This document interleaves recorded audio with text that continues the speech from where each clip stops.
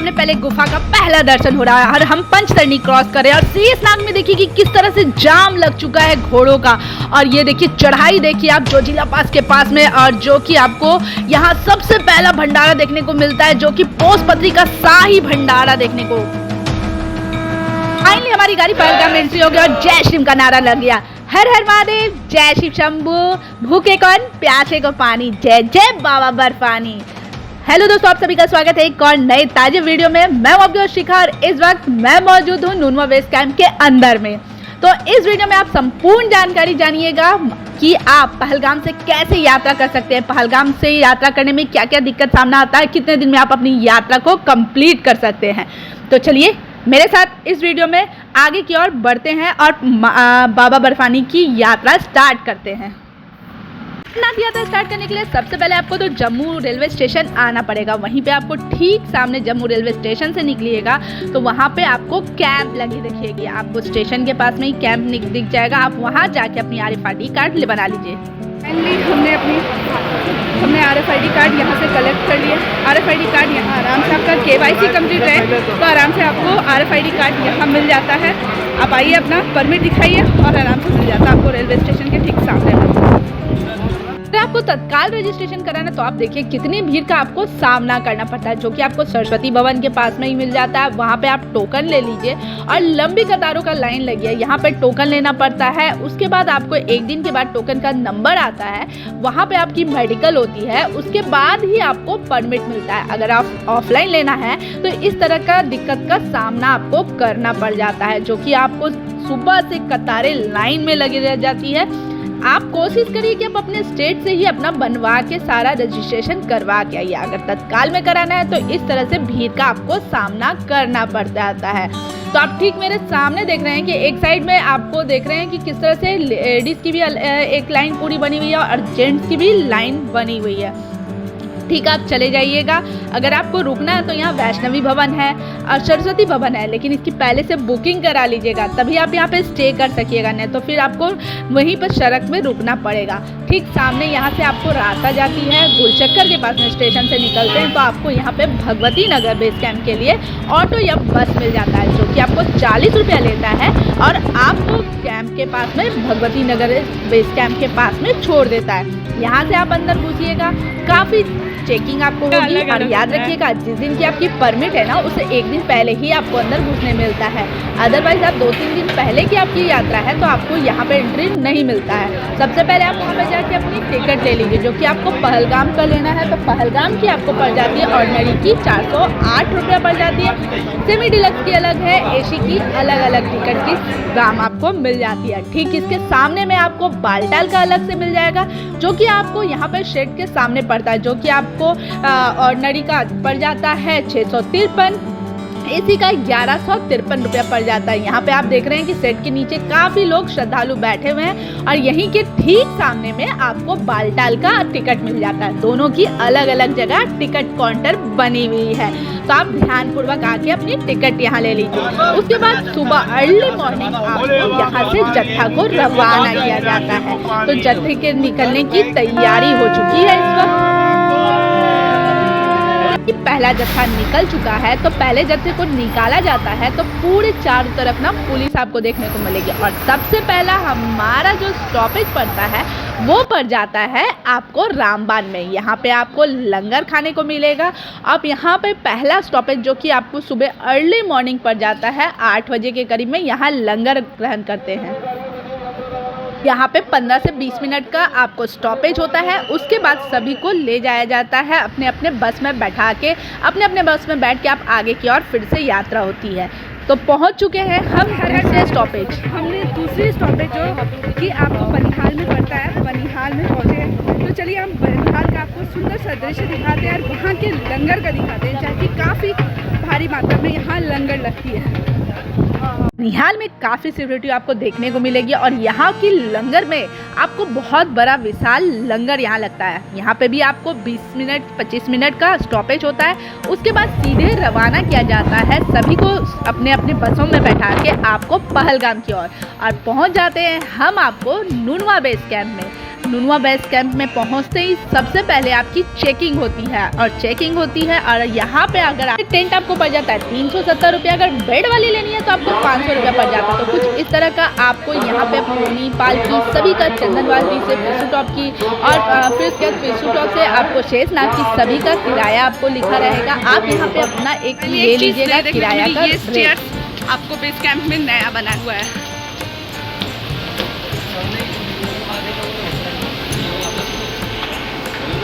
नुनवा base camp के अंदर में आपको ठीक इस साइड आइएगा तो लेडीज़ का वॉशरूम मिल जाएगा और ये लाइन से आपको हम दिखाते हैं पहले एक मिनट। आपको पड़ जाएगा वॉशरूम, जो कि आप बाथरूम जाना चाहते हो तो यहाँ पे बाथरूम हो जाएगा। और नहाने का हम आपको चलिए दिखाते हैं लेडीज़ का किस साइड में है। तो ठीक इस साइड बेस में आपको लेडीज़ का बना हुआ है, आपको नहाने के लिए वॉशरूम बना हुआ है एक तरह से। और ठीक इसके पीछे साइड में आपको इसके यहाँ से पीछे से रास्ता आपको दिखेगा, यहाँ से ठीक इधर ठीक ये रास्ता आपको चले जाता है, ये चल जाएगा आपको जेंट्स के लिए वॉशरूम है और वहाँ पे नहाने की व्यवस्था की है। तो लेडीज़ का एक सेपरेट बना हुआ है, जेंट्स का एक सेपरेट बना हुआ है। तो कुछ इस तरह से यहाँ पे नुनवा बेस कैंप में आपको सारी फैसिलिटीज़ मिल जाएगी। चलिए आगे आपको हम लंगर की व्यवस्था भी दिखाते हैं। आपको बता दें कि नुनवा बेस कैंप के अंदर में भी आपको काफ़ी लंगर मिल जाते हैं और काफ़ी वैरायटी लंगर अब आपको देखने को मिल जाते हैं। आप यहाँ पे आराम से विश्राम करके खा सकते हैं। फाइनली हम लोगों ने ये इस तरह का टेंट लिया है, इसमें हम लोग हमारे यहाँ पे टोटल कितने मेंबर है? 8 टोटल मेंबर है। तो इस तरह का बेड लगा हुआ है, तकिया ये इस तरह के बेड है और तकिया है, आराम से आप सो सकते हैं यहाँ पे। इनका लेकिन पर रेट आपको रिसीट कटाना पड़ेगा 370 रुपया का। अच्छा 370 रुपया का। तुमने कितने का रिसीट कटाया? 370। तुमने कितने का कटाया? फ्री में हूँ। यहाँ पे मिल जाएगा आपको डंडे, रास्ते में चढ़ने के लिए सबसे ज़्यादा किफ़ायती चीज़ है आपको ये डंडे, जो कि आपको चंदनबाड़ी में भी मिल जाएगी, लेकिन यहाँ नुनवा बेस कैंप में मिल रहा है। और ये 30 का, ये वाले भी चल जाते हैं। ये 30 के है ना? ये 30 के हैं, आराम से चल जाएंगे। मेरे हाथ में भी चल जाएंगे यहाँ पे लग नहीं रहा मुझे। चल जाएगा। और यहाँ पे मार्केट है, जैसे आपको नेसेसरी चीज़ जो है आपके पास नहीं है तो आप इसको यहाँ पे आप आराम से खरीद सकते हो और अपना आगे के लिए यात्रा के लिए ले जा सकते हो। जैसे हो गया रेनकोट, अगर आपके पास नहीं है, चाहे कुछ भी नेसेसरी चीज़ है जो आपके पास अभी घट चुकी है, वो आपको यहाँ पे आराम से ठीक रेट है। आपको 5 रुपया सिर्फ ऊपर रेट मिलेगी, उससे ज़्यादा रेट नहीं है। रेट एग्जिट वही रेट आपको देखने को मिलेगी। ठीक सामने आपको ये रास्ता दिख जाएगा, ठीक ये लंबी सी पूरे भंडारे लगी हुई है, काफ़ी लंगर यहाँ पे आपको देखने को मिल जाएंगे। तो बहुत अच्छे अच्छे लंगर यहाँ पे आपको देखने को मिल जाते हैं नुनवा बेस कैंप में।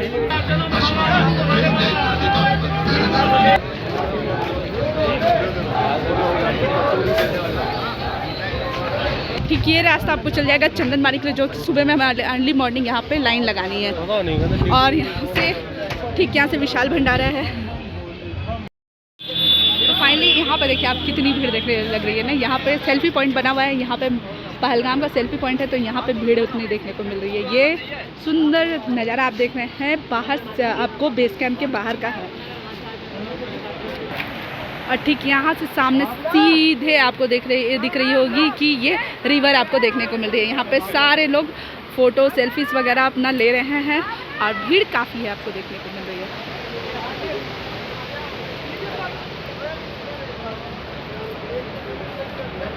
फाइनली आप यहाँ देख रहे हैं कि फाइनली यहाँ नुनवा बेस कैंप का खुल चुका है चंदनबाड़ी जाने के लिए।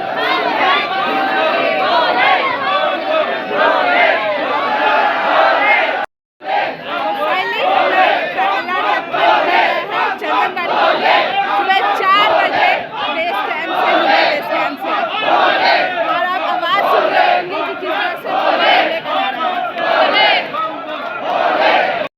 तो फाइनली देखिए कितनी सिक्योरिटी के साथ हमें यहाँ से निकाला जा रहा है नुनवा बेस कैंप में, और यहाँ पे देखिए कितनी सिक्योरिटी गार्ड लगी हुई है।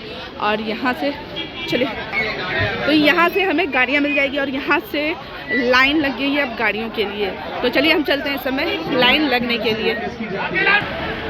तो यहाँ सुबह अर्ली मॉर्निंग देखिए कितनी भीड़ हो गई है गाड़ी के लिए, और सभी लाइन से निकल रहे हैं, वो देखिए। आपको बता दें टैक्सी का चार्जेस इस बार ना 200 रुपया कर दिया है पर व्यक्ति। और यहाँ भी आपको ना आई कार्ड अपना लगा के रखना है, क्योंकि आपको ना गाड़ी में आके ना चेक कर रहे हैं पुलिस वाले कि आपका आई कार्ड है कि नहीं। तो इस तरह से हम आपको बता दें कि आप पहलगाम से निकलते हैं नानूनुआ बेस कैंप के से चंदनबाड़ी की ओर, तो आप अपने साथ में अपने आइडेंटिटी कार्ड जो है RFID कार्ड को अपने गले में लगा के रखिएगा। ये देखिए कितनी लाइनें लग चुकी है इस वक्त गाड़ियों की, जो कि आपको चंदनबाड़ी के लिए ले जा रहे हैं। तो फाइनली हम अपनी यात्रा यहाँ से स्टार्ट कर रहे हैं चंदनबाड़ी बेस कैंप से। आप ठीक पीछे देखिए कि भीड़ कितनी है चंदनबाड़ी में।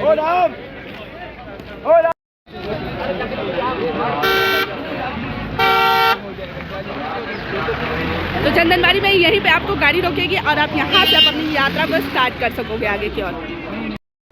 तो इस तरह का आपको यहाँ पे आप स्कैन करते हैं तो आपको परमिट यहाँ पे चेक होती है, आपका पूरा लिस्ट यहाँ पे आ जाता है। तो सामने आपको दिख रहा है किस तरह से लिस्ट आ जाती है आपकी डायरेक्शन की। तो फाइनली हम इस समय चंदनबाड़ी से अपनी यात्रा को स्टार्ट कर रहे हैं। तो हम लोग बेस कैंप अभी हम लोग चेकिंग सारा क्रॉस कर चुके हैं। अब यहाँ सामने की ओर यात्रा की ओर हम निकल रहे हैं। सामने सबसे पहले आपको लंगर मिलेगा, यहाँ पे आप लंगर प्रसाद ग्रहण करिए, आगे की ओर चलते हैं। चाय नाश्ता चलिए हल्का फुल्का भोजन लेकर थोड़ा सा आगे बढ़िएगा तो आपको पिसू टॉप की चढ़ाई स्टार्ट हो जाती है, जो कि आपको BRO द्वारा जो नई जो यात्रा है, नई रास्ते आपको जाती है। तो ये आपको चल जाती है पुरानी वाली रास्ता जो पिसू टॉप की थी, और ये नई रास्ता आपको पिसू टॉप की बनी है, जो कि आपको नई यात्रा है। चलिए हम दिखाते हैं कि किस तरह से ये नई यात्रा, नई ट्रैक बनी है आपको पिसू टॉप की। तो ये ट्रैक आपको इस बार पिसू टॉप के लिए बनी है। आप देख रहे हैं किस तरह से ये ट्रैक है।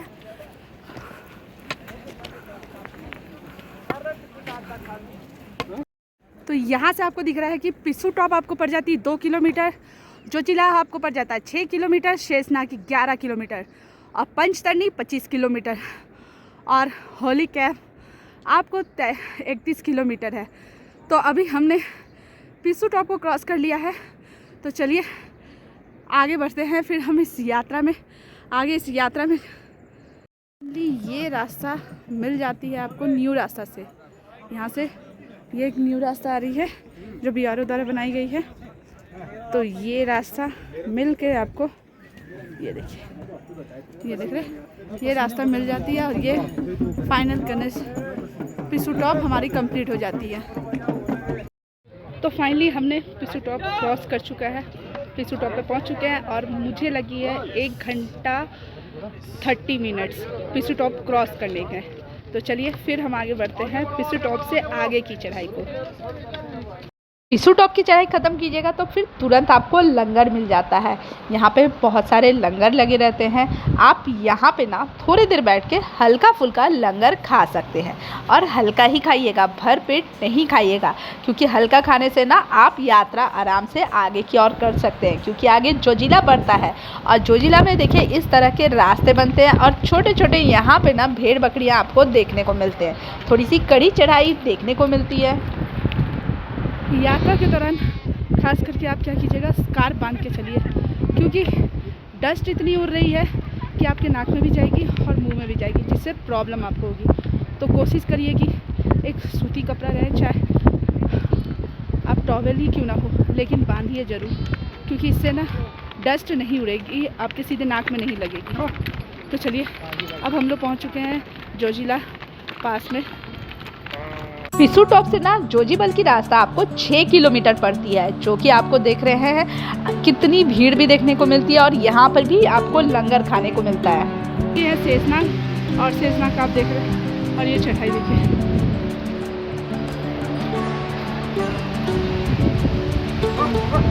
जोजीबल से आपको 4 किलोमीटर रास्ता पड़ जाता है, जो कि शेषनाग का पड़ता है।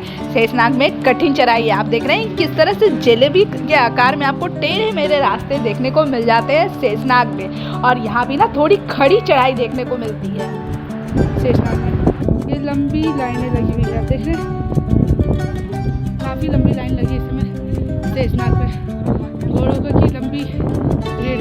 शेषनाग के बेस कैंप को अगर आप 1 बजे के बाद क्रॉस कर जाते हैं तो आगे की ओर आपको गणेश टॉप, एमजी टॉप यानी बबल टॉप को चढ़ाई करने के लिए मिलती है, जो कि आपको बता दें यहाँ ठीक शेषनाग का बेस कैंप है।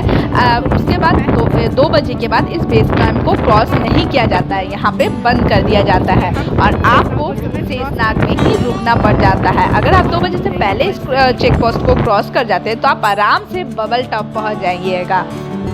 और अगर आप शेषनाग में रुकते हैं तो आपको बता दें शेषनाग में ना आपको 600 रुपया प्रति टेंट पड़ जाता है, मतलब 600 रुपया पर मेंबर के हिसाब से आपको टेंट मिल जाता है, जिसके लिए आपको ना पहले ना वहाँ पर रसीद काउंटर पे कटानी पड़ती है 600 रुपये की। और इस तरह के टेंट आपको मिल जाएंगे जिसमें तकिया, चादर, गद्दे और कंबल भी मिल जाते हैं। आप आराम से इस कैंप में रुक सकते हैं।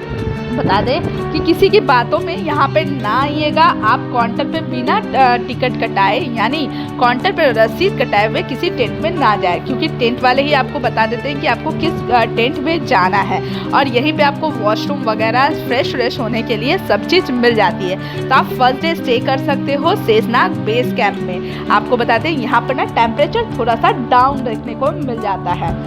शेषनाग में भी आपको इस तरह के टोपी वगैरह मतलब मार्केट आपको देखने को मिल जाएंगे। यहाँ पर भी बहुत सारे लंगर मिल जाते हैं आपको देखने के लिए। आपके पास अगर कुछ सामान अगर दिक्कत हो रही है, कुछ चीज़ चाहिए आपको, तो आपको यहाँ पे ना छोटा मोटा मार्केट है। हाँ, थोड़ी सी यहाँ पे महंगी मिलेगी लेकिन यहाँ पर आपको सब चीज़ मिल जाता है। आपको यहाँ से फ़ोन की बूथिंग भी आपको मिल जाती है, आप आराम से यहाँ पे बात कर सकते हैं। सॉक्स, जूता मतलब सभी चीज़ की व्यवस्था आपको शेषनाग बेस कैंप में मिल जाएगी। हम अपनी आगे ये यात्रा कर रहे थे तो हम पहुँच चुके हैं इस समय गणेश टॉप में। इस बार गणेश टॉप में आपको कोई भी बर्फ़ नहीं देखने को मिली और ना ही आपको बबल टॉप में मिली, ना ही गणेश टॉप में, जो कि हर साल यहाँ पे बर्फ़ देखने को मिल जाती थी। तो अब हम आगे पहुंच चुके हैं पोसपत्री, यानी पोसपत्री जो बेस कैंप है जहां पे दिल्ली वालों का सबसे बड़ा भंडारा लगता है। हमने अपनी सबसे पहले स्टे पोसपत्री में ही की थी, क्योंकि यहाँ पर ना आपको फ्री में रुकने की व्यवस्था मिल जाती है और आप आराम से यहाँ पे रुक सकते हैं। अगर आप बेस कैंप क्रॉस कर गए तो उसके बाद पोसपत्री ही आपको रुकने के लिए जगह मिलती है। यहाँ पे भंडारे आपको 56 भोग की लगते हैं, तो 56 भोग तरह यहाँ पे आपको खाने का मिल जाएगा। आप देखते रह जाएंगे क्या नई चीज़ मिलता है आपको, एकदम जैसे 5 स्टार होटल होते हैं ना, उसी तरह के आपको यहाँ पे लंगर खाने को मिल जाते हैं। हर तरह के पकवान मिल जाएंगे, हर तरह के, अगर आप पिज़्ज़ा, बर्गर, पोहा वगैरह, नमकीन वगैरह हर चीज़ मिल जाती है।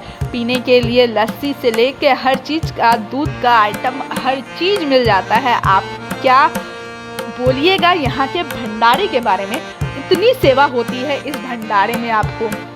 तो यहाँ पे आप रुकना अगर चाहेंगे ना तो 6 बजे के बाद यहाँ से आगे की ओर आपको नहीं जाने दिया जाता, आप यहाँ पे विश्राम कर सकते हैं। तो हमने अपनी स्टे यहीं की थी। तो ये रास्ता आपको चल जाता है पोसपत्री से लेके पंचतरणी के लिए। ये आप देखिए कितनी ढलकाव भरी रास्ता है और थोड़ी कठिन भी है, हल्की कठिन है लेकिन ज़्यादा नहीं है। ये पूरा ढलकाव है अभी यहाँ से। तो आज है डे 2 और हम निकल रहे हैं पोसपत्री से पंचतरणी की ओर, वहाँ से फिर गुफा की ओर निकलेंगे। कल हमने स्टे कर दिया था पोसपत्री में, जहाँ कि हमें पोसपत्री में फ्री रहने की पूरी व्यवस्था दी गई थी। अगर आप शेषनाग से आगे बढ़ते हैं तो शाम के 5 बजे के बाद आपको आगे पोसपत्री से जाने नहीं दिया जाता है। अगर आप थोड़ा से आगे चले जाते हैं तो ठीक है, लेकिन उसके बाद जाने 6 बजे के बाद नहीं। तो आप अभी पोसपत्री में रुक जाइए, आराम से वहाँ पर फ्री आपको रुकने की व्यवस्था मिल जाती है।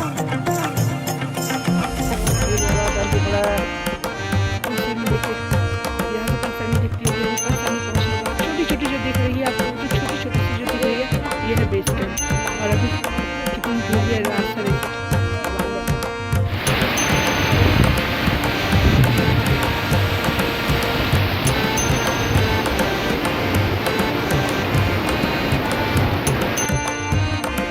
हम पहुंच चुके हैं पंचतरणी। सबसे पहले बात बता दूं तो हम पहुंचे इस समय पंचतरणी में। तो पंचतरणी में कुछ ऐसा माहौल है कि गर्मी तो है, ठंड नहीं है, और जो सामने वाली जो नदी थी एकदम पानी से बहुत ही कम है, मतलब सूखी पड़ी हुई है इस तरह से। व्यवस्था तो आपको पंचतरणी में हर चीज़ की मिल जाएगी। ठीक मेरे पीछे आप आर्मी के सारे टेंट देख रहे हो, जिसमें सारी व्यवस्था आपको है, मेडिकल से लेकर सब चीज़ की व्यवस्था इसमें दी गई हुई है। अगर रात में आप पंचतरणी पहुंच जाते हैं तो यहाँ से अच्छा होता है कि आपको गुफा ज़्यादा दूर नहीं पड़ती, 6 से 7 किलोमीटर। अगर आप पोसपत्री में ही रुक जाते हैं और वहाँ से आते हैं तो आपको वहाँ से 2 घंटे की रास्ता पड़ती है, आप पंचतरणी पहुँच जाते हैं। फिर यहाँ से आप गुफा की ओर जाते हैं। तो फाइनली हम अब निकल चुके रहे हैं यहाँ से आगे गुफा की ओर। थोड़ा सा ट्रिप आपको हम दिखा देते हैं पंचतरणी का, जो कि यहाँ पे बहुत सारे लंगर लगे हुए हैं। ठीक है, आप यहाँ देख रहे हैं कि पंचतरणी में भी आपको बहुत सारे टेंट आ जाते हैं। तो टेंट का यहाँ पे किराया आपको 700 रुपये पड़ जाएगा। यहाँ पे देख रहे हैं छोटे छोटे टेंट आपको लगे हुए दिख रहे हैं इस वक्त। तो इस टेंट का किराया आपको 700 रुपये पड़ता है पंचतरणी में। आप ठीक देख रहे हैं हेलीपैड एकदम सुनसान पड़ा है, क्योंकि इस साल ना हेलीपैड की सेवा को बंद करके रखा गया है और हेलीपैड सेवा इस बार नहीं चल रही है। तो कुछ इस तरह का माहौल आपको पंचतरणी में है। पूरी हेलीपैड यहाँ खाली पड़ी चुकी है।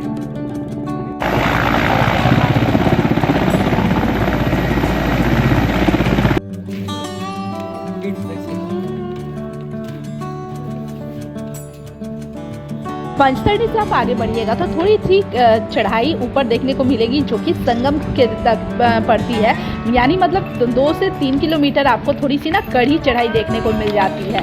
तो आप ये संगम तक आपको ये चढ़ाई है। और ठीक ये जो रास्ता आ रही है ना, ये बालटाल से आ रही है और ये रास्ता ऐसे मिलेगी। और ये यहाँ से ये जो रास्ता जा रही है आपको पहलगाम से, जो कि आपको ठीक उस साइड में आपको गुफा नजर आएगी।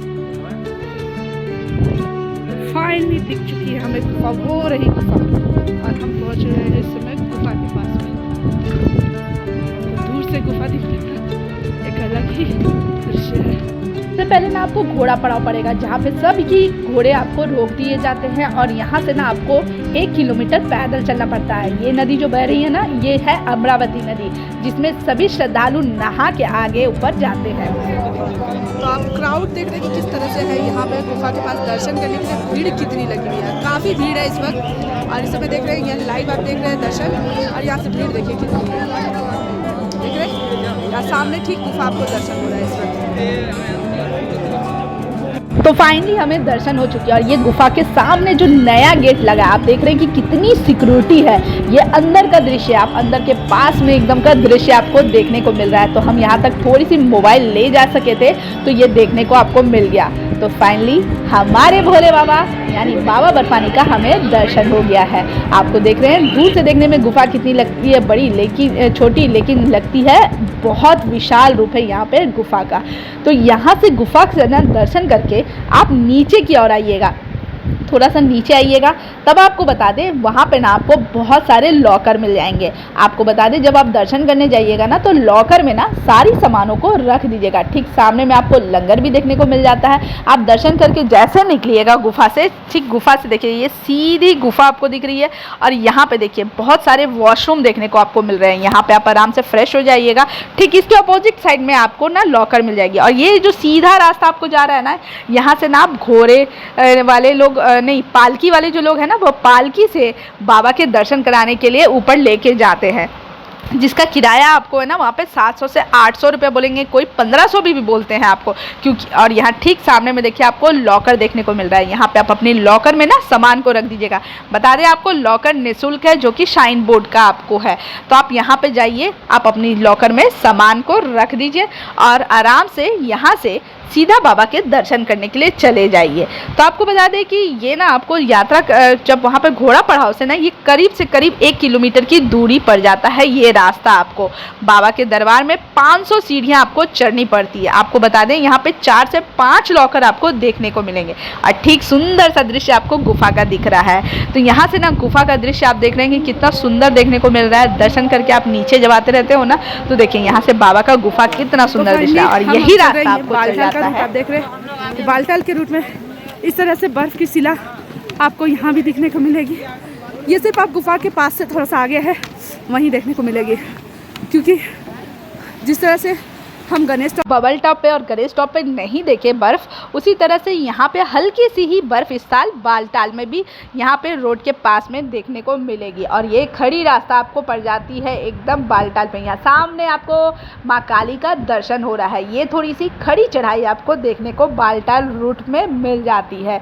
तो ये स्टार्टिंग का थोड़ा सा रहता है। और ये देखिए बालटाल रूट में ना हमको ये पहला झरना दिखा जो कि आपको फ्लोर में था, क्योंकि बालटाल में भी सभी जगह देखिए कितनी धूल देखने को मिल रही है। तो घोड़े जब जा रहे थे ना इतनी डस्ट उड़ रही थी कि मत पूछिए, इससे आपके नाक और में ना बहुत दिक्कत होगा। तो फाइनली हम अपने दर्शन करके बालटाल रूट से नीचे की ओर आ गए हैं। यहाँ पे आपकी RFID कार्ड ले ली जाती है और यहाँ से हमारी यात्रा संपन्न हो जाती है। कम से कम मुझे लगे हैं रात के 9 बज गए और हम पहुँच चुके हैं मैं इस समय बालटाल के बेस कैंप में।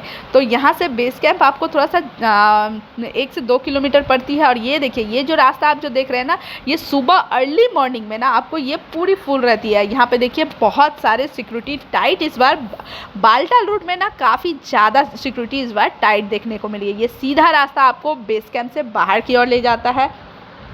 और देखिए यहाँ पे ना आपको निःशुल्क गाड़ी की व्यवस्था मिलती है और आपको यहाँ से ना आपको बेस कैंप के बाहर तक छोड़ देती है गाड़ी।